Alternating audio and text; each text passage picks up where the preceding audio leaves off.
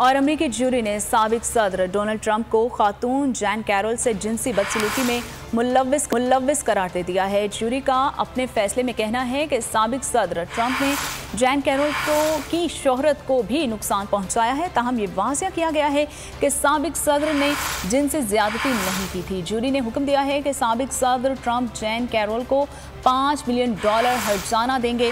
फैसले पर रद्द अमल में साबिक अमेरिकी सदर ने मुकदमे को कहा है कि वो ये जानते तक नहीं कि ये खातून कौन है और सिविल मुकदमा होने की वजह से साबिक सदर पर ना तो फर्द जुर्म आयद की गई है और ना ही उन्हें कैद का सामना होगा।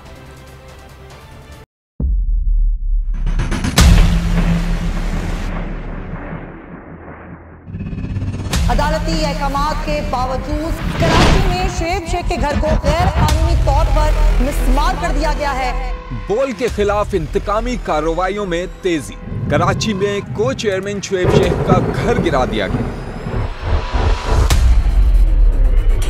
बोल के खिलाफ इंतकामी कार्रवाइयों का सिलसिला जारी है। सिंध हुकूमत की अदालती अहकामात की खिलाफ वर्जी। सिंध हाई कोर्ट का स्टे ऑर्डर नजरअंदाज। सेक्रेटरी बल्दियात Najam Shah, director land Sabal Islam, director anti encroachment Imran Ahmad को नोटिस जारी। Administrator KMC director Saifur Rahman, DIG south Irfan Baloch, SSP Keamari Fida Hussain को भी फरीक बनाया गया। इससे पहले जो जुल्म के पहाड़ तोड़े गए, शुएब अहमद शेख की जबानी सुनी। 60 दिन का वक्त होता है। 102 दिन के बाद मैं जीत गया, केस बरी हो गया। 102 दिन के बाद अपील फाइल की, एक्सेप्ट कर ली। नहीं करते ना एक्सेप्ट, खत्म हो जाता ना जुल्म यार। भरी अदालत में मुझे बरी कर दिया, फिर पता नहीं क्या हुआ 2.5 घंटे बाद का नोट बिफोर।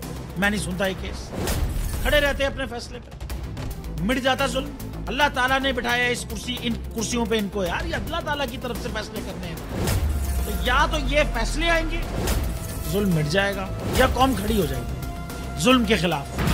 हर मुश्किल के बावजूद बोल हकीकी सहाफत करता रहेगा। सब्सक्राइब करें और बेल दबाएं ताकि कोई खबर रह न जाए।